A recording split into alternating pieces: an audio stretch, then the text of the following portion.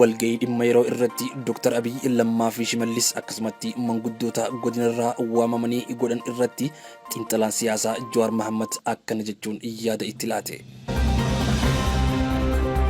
Gabaasa marii hogganoonni ODP manguddoota godinoota irraa waamamanii waliin godhamee dhageenye jirra. Qabiyyee marichaa ammatti dubbachuu hin barbaadu. Adeemsa walgahichaa irratti badii mul'atti garuu uwwaa jechuun fadha. Inni duraa dhimma uumame kanaa fi rakkoo waliigalaa gaaddisa hoggansa Oromoo jalatti furuuf waliigallee beellama qabannee osoo jirru beellama san diiganii dhoksaan namoota waamanii marii fakkeessaa gochuun rakkoo furuuf fadhii akka hin jirre agarsiisa.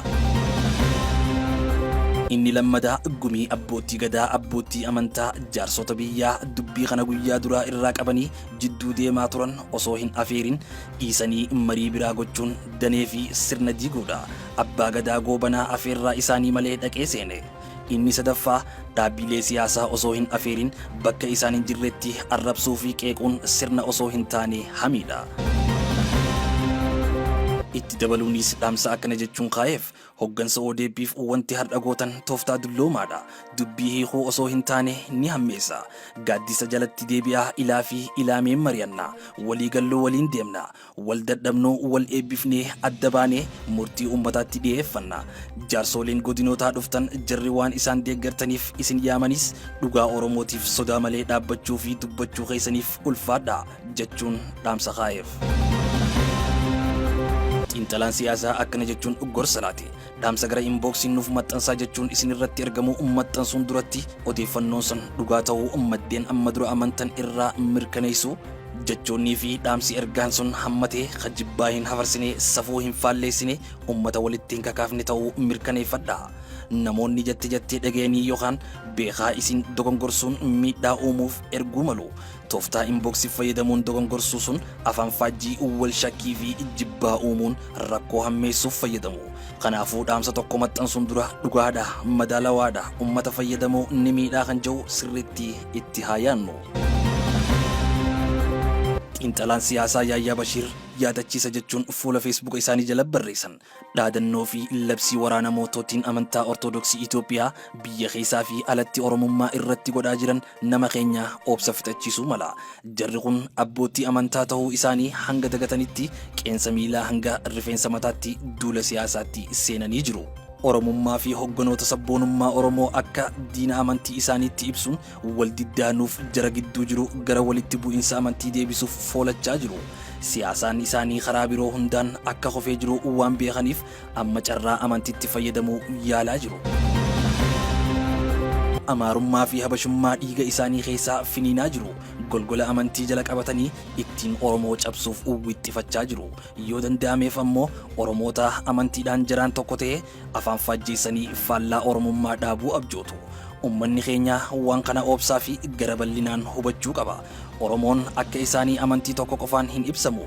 Oromoon amantii garaagaraa keessa jira.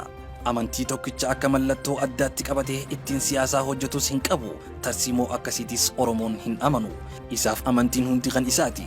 Tokkoof itti qabee kan hin alagoomsu. Mallattoo qaroomina Oromoon jara caaluun guddaan tokkos isa kana. Hawwii jaraa guddaan waan amantii tokkoof qooqaman fakkeessanii Oromoo amantii adda adda hordofu kana gidduutti wal mufannaa uumuudha. Nu gidduu qilleensa naquudha. Yoo sanitti milkaa'an Oromoo cabsuu akka danda'an beeku. Hiriira dheengaddaa keessatti ergamtoonni hawwii isaanii kana dhugoomsan loosanii seensisuun akka balaan dhalatu godhanii jiru. Hiree takkittiin Oromoo walitti deebisuuf harkaa qaban isii kana waan ta'eef namni keenya amantii kamuu hordofu dubbii kana bilchinaan hubachuun harkatti fashalsuu qaba. Oromoo tahee kan amantii Oromoon hordofu kamuu tuqu waan lamatti tokko ta'uu danda'a. Tokko wallaalaadha gorfamuu qaba yookiin ergamaadha adabamuu qaba. Bilooniin sibiila tokkummaa keenyaa bakka sadiitti argama. Bilooniin tokko masgiida, bilooniin kaan bataskaana, kan sadaffaa ammoo galma waaqeffannaa keessatti argama. Biloonota kana sadeetu walitti hidhamee utubaa tokkummaa Oromoo jabaa uuma. Tokko keessaa hanqannaan utubaa keenya utubaa hin ta'u. Alagaan kana beekaa waan ta'eef ijaa fi gurra qabatee nutti duulaa jira. Kana dursinee hubachuun ofirraa haa qolannu. mootummaan Ameerikaa akka Jawaariif tika godhu pooteeshin mallatteessaa jirtu. Xiinxalaa siyaasaa Yaayyaa Bashir akkana jechuun yaaddoo qabu ibsate. Kun qooqamaa fi yaaddoo qabnuuf irraa akka maddu naaf gala. Gama biraan garuu ergaa wanti kun dabarsu siyaasaa keenyaaf gaarii hin ta'u. Hin mallatteessinaa hin jawani garuu alagaa abdachuu hin qabnu. Jawaar biyya isaa Oromiyaa keessa jira. Ummata Oromoo gidduu jira. Yoo Itoophiyaa fi bulchitoonni Itoophiyaa itti diinooman Oromoon eessa dheenaan alagatti iyyanna jechuudhaan itti dabaluunis Oromoon isuma dheengadda argine sani guyyaa osoo hin taane halkan hirriibaa utaalee ka'ee waliif dirmachuu danda'a. Ammaas walirratti abdachuu qofaatu nu baasa. Sanii olitti ammoo Rabbiinis abbaa haqaa waliin jira. Qabsoo murteessaa keessatti argamna. Sadarkaa isa dhumaa irra waan geenye jirruuf ummanni keenya bakkayyuu irree jabaa walii ta'uuf haa of qopheessu. Oromoof Oromoo caalaa firri hin jiru. Oromoon ofirra dabreehu saboota cunqurfamoo biyyattii kana keessatti dhiitamaa jiraniif dhaqqabuutu irraa eegama. Yoo shira diinaa of keessaa ciree tokkummaa isaa jabeessee sunis akka godhu shakkiin hin jiru. Kanaafuu ofirratti hirkannee mirga haqa itti qabnu gonfachuuf haa qophoynu. Nutiif numaatu abdiidha. Faraan Abdusalaam isaa kana jechuun fuula Facebook isaanii jala barreessan. Walga'ii har'aa Abiyyi manguddoota Oromoo waliin godhe keessatti wanti addaa Abiyyi dubbate hin jiru. Akkuma duraatti jechoota mimmi'aawaa dubbate. Nuti salphannee isin salphisuu hin feenu jee. Kana caalaa maal nu salphisa? Bara Minilik malee yoom ilmaan nafxanyaa biyya Amaaraa irraa dhufanii Oromiyaa keessatti Oromoo ajjeesan. Yoom magaalaa Oromiyaa keessaa Oromoon haa baatu ja'anii hiriira nutti bahanii beekan. Kana eenyutu fide? Takkaa yoom nafxanyaan ilmaan Oromoo ajjeesuu qabna jettee TV fi miidiyaalee hawaasaa irratti ifaaf ifatti duula labsan. Salphinni kana caalu kami? Karaa saayinsaa waan deebii kennuuf jeebi. Saayinsiin ummanni miliyoona 70 tilmaamamu wallaalee inni qofti beeku kami? Wanti karaa saayinsaa waatiin hojjetamu miidhaa fi faayidaatu beekama. Karaan Abiyyi baay'ee nu miidhaa jira. Faayidaan isaa irraa miidhaa isaa agarre. Erga nu caccabsee daaraa taane booda faayidaa eegnamoo. Abiyyi arraba lama qabaa isiniin jeen ture. Yeroo namoota keenyatti haasa'u bifti isaa Oromoodha. Garuu kan isa saaxilee bifti isaa waliigala nafxanyaa ta'uu isaati. Ibsi kaleessaa inni baasee sirritti isa ibse. Xiinxalaan siyaasaa Tsaggaayee Araarsoo jaarmiyaalee fi hooggantoota Oromoof akkana jechuun fuula Facebook isaanii jalatti barreessanii ergaa kaayaniif.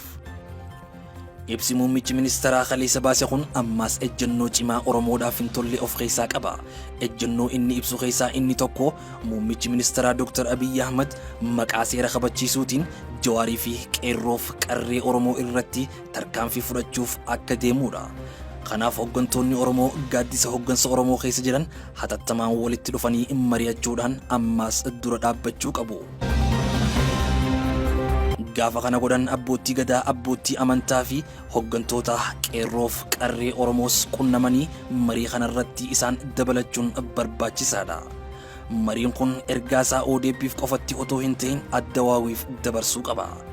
Ergaan isaan dabarsan kun akka haalli muummichi ministeeraa biyyattii itti bulchaa jiru kun Oromoo akka sabaatitti miidhuu irra dabree Itoophiyaa akka biyyaatti gara lolaa fi jeequmsa guddatti geessaa akka jiru hubachiisuu qabu. Akkasumas muummichi hoogganaa olaanaa dhaaba isaanii Addawaawii waan ta'eef Addawaawiin akka walgahii hatattamaa waammatanii isa adaban yookaan ofirraa kaasuudhaan aangoo isaa fedhii isaatiin akka gadhiisu dhiibbaa gochuudhaan tarkaanfiin akka fudhatan waamicha dabarsuufii qaban. Hundaa ol dararaan Jawaarii fi uummata Oromoo irratti godhamaa jiru reebichi arrabsoo fi maqaa xureessuun qeerroof qarree Oromoo irratti kallattii adda addaatiin qaamolee adda addaatiin gaggeeffamaa jiru akka nurraa dhaabbatu gaafachuudhaan uummata bira dhaabbachuu qabu. Uummanni keenyaas hoogganoota isaa irratti dhiibbaa barbaachisu godhuu fi deeggarsa barbaachisus kennuu fi itti fufuu qaba. Kun hin ta'u taanaan ammaas aggaammiin kaleessaa nurratti deebi'uuf jira.